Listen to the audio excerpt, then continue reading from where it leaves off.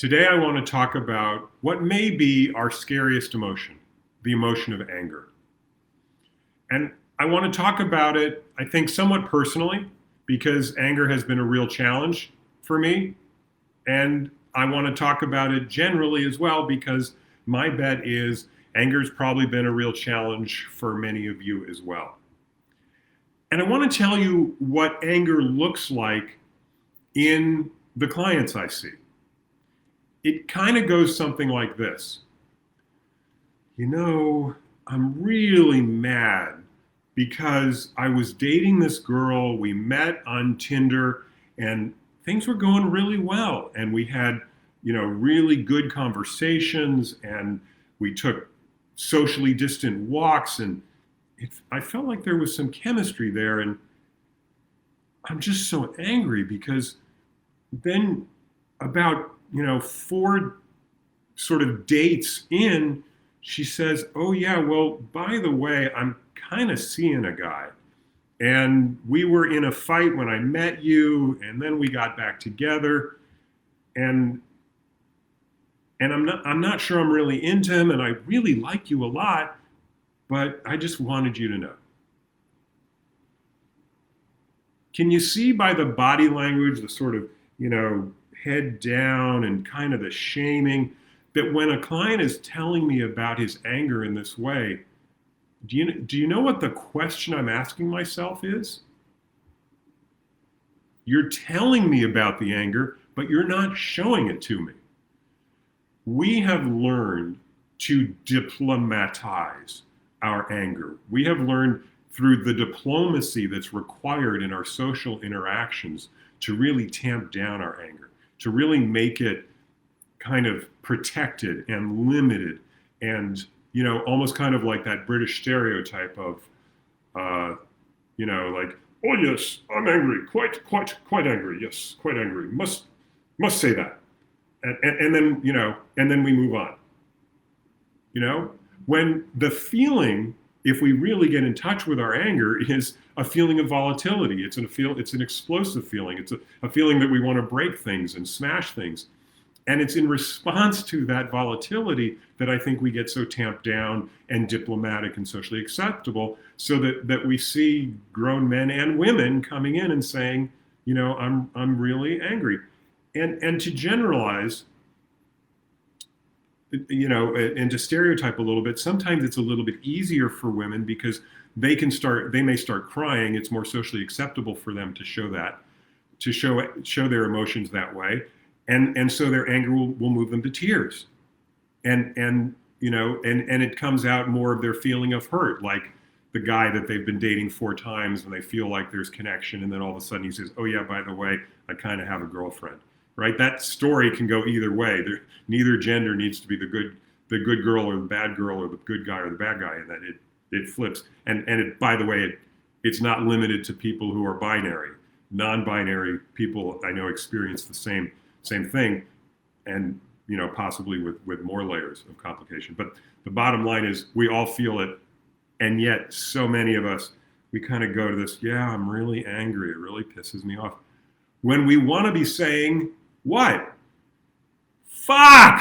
We want to be yelling out loud. We want to be, the feeling is we want to be smashing things.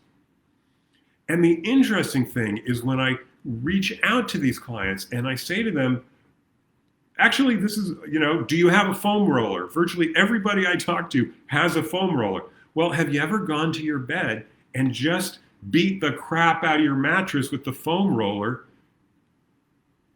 because you're angry? Oh no, I could never do that. My wife might hear me. My kids might hear me. I'd be embarrassed. You're alone in your bedroom. Can't you tell everybody? You might hear some funny noises. Dad's okay. I'll be back with you in 10 minutes. And then go and just beat the crap out of the bed with the foam roller. No one gets hurt. And in fact, you get better.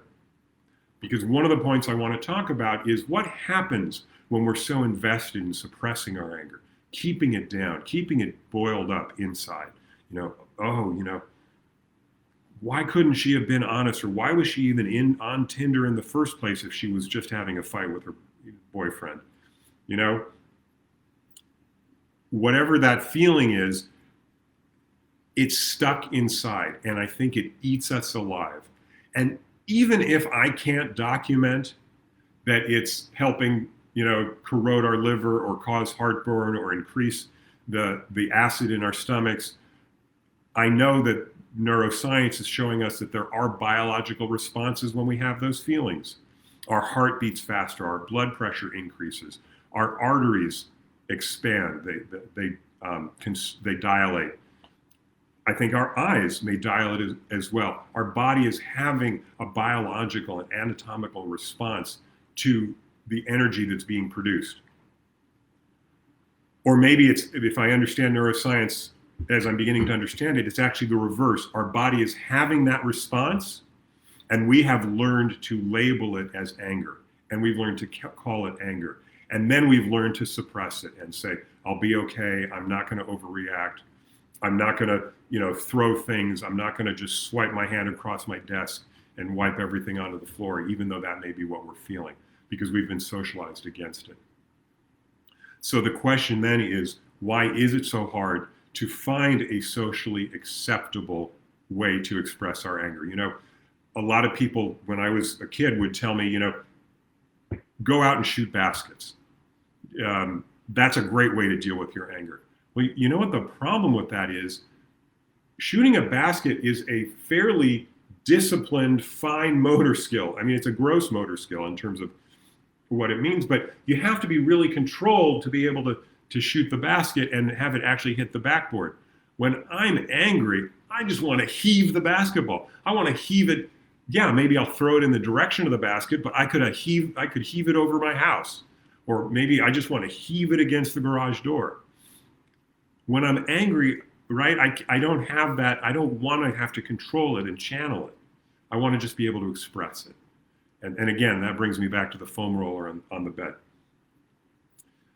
I want to tell you about an experience I had after my father died. He had a very complicated financial life, and one of the things that he died with was a lawsuit.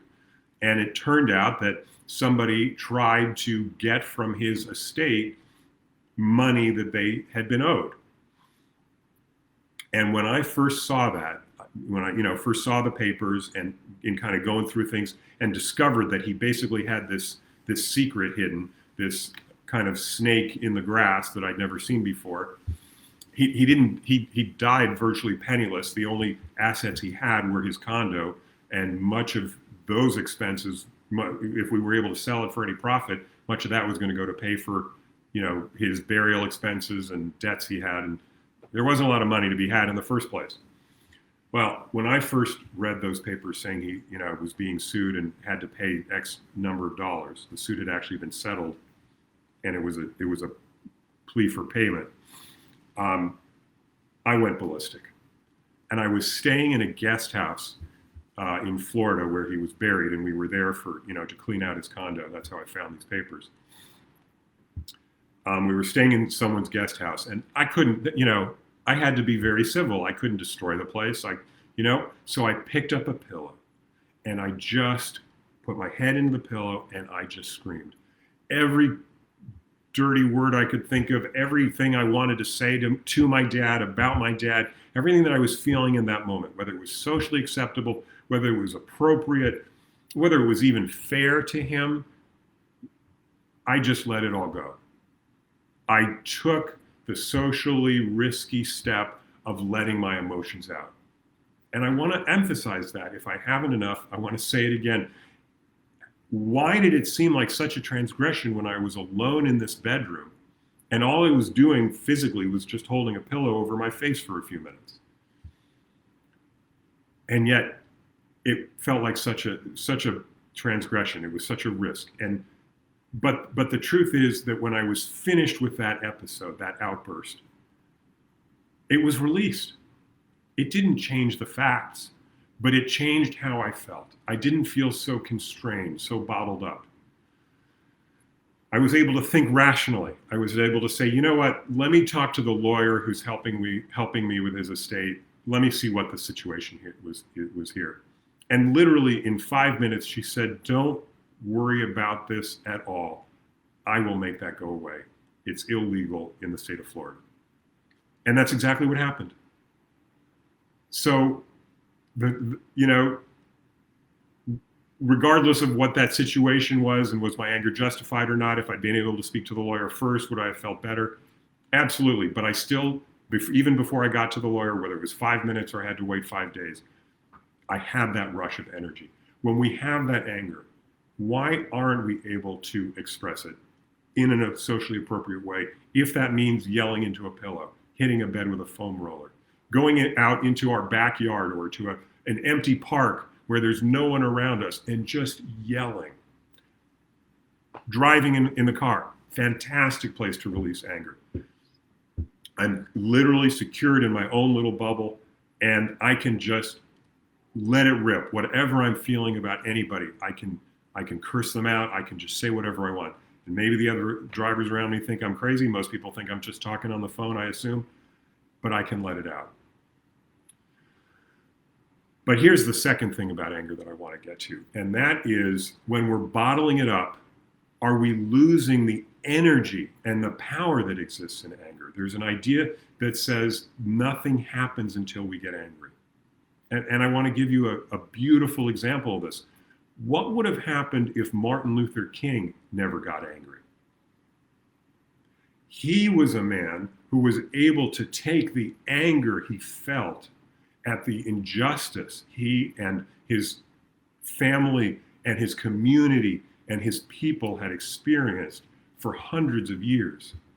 And he was able to channel that anger into righteous action.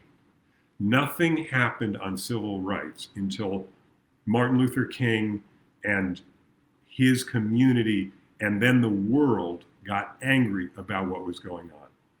And that's when change happened. Mahatma Gandhi, nothing happened until he got angry at the British. I use these examples to show the power that anger used appropriately can have.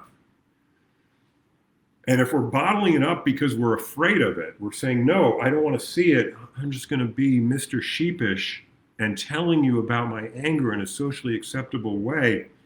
But I'm not going to say I'm going to, but by being that, I'm blinding myself. I'm literally shifting my eyes down, right? And I'm saying, I'm not going to look at what I can do to get rid of that anger. With the girl, I can say, you've shown me you're not a person I can trust. And that's not a person I want to be in a long-term relationship with. So I hope you have a nice life. I hope you work things out with your boyfriend, but we're done here.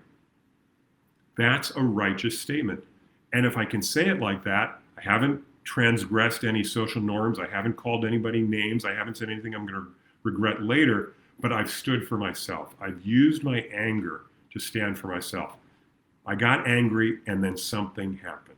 I took care of myself.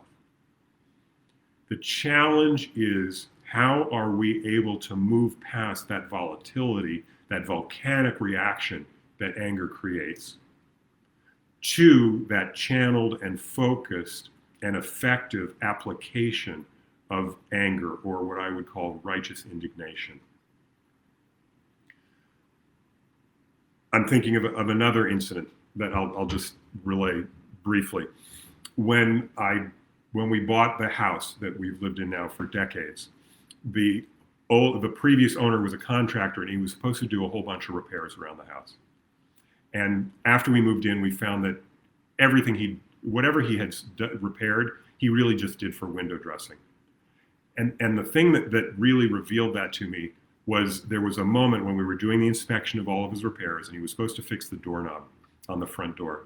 And I went to turn the doorknob and open the door, and I had to pull it back. And instead of opening, the doorknob came off in my hands, which was exactly the problem he was supposed to fix. Instead of using my anger righteously, my feeling was that I wanted to shove that doorknob down the guy's throat. But fearing that volatility, I stuffed it back and I just shrugged. What kind of response was that? What would have happened if I'd been able to, in that instant, channel that volatility and looked at the guy and said, I think we better look at all these other repairs you did to make sure they're not as half-assed as this doorknob. I would have stood for myself, and I would not have had to redo a lot of the things he just sort of painted over or glossed over. Or I would not have had to look at them for years before I finally dealt with them, remembering what a jerk he was. I would have been able to stand for myself in that moment. So maybe the interim step between volatility and righteous indignation is that yelling into the pillow moment, is that standing alone in an empty field moment, is that moment where you take a foam roller and you hit the bed, or you just hit a pillow against the bed, whatever it takes, whatever you've got available.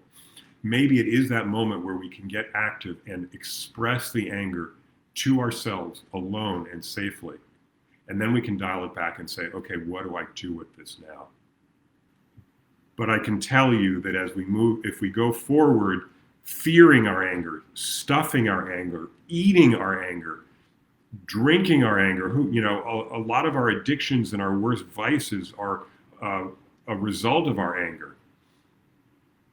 Are we really moving forward in our lives, or are we just finding our ways to stuff ourselves down, stay stuck, stop our progress, stay small? If we can express our anger appropriately and then use it to fuel ourselves forward, I think we're going to see huge changes in our lives, and even more, how we feel about our lives. Huge changes in the sense of our power of our own lives. And that sense of power is a renewable resource. That's like its own nuclear dynamo that's going to be able to propel us forward. So we can use that anger, we can channel it, and we can change our lives and energize our lives.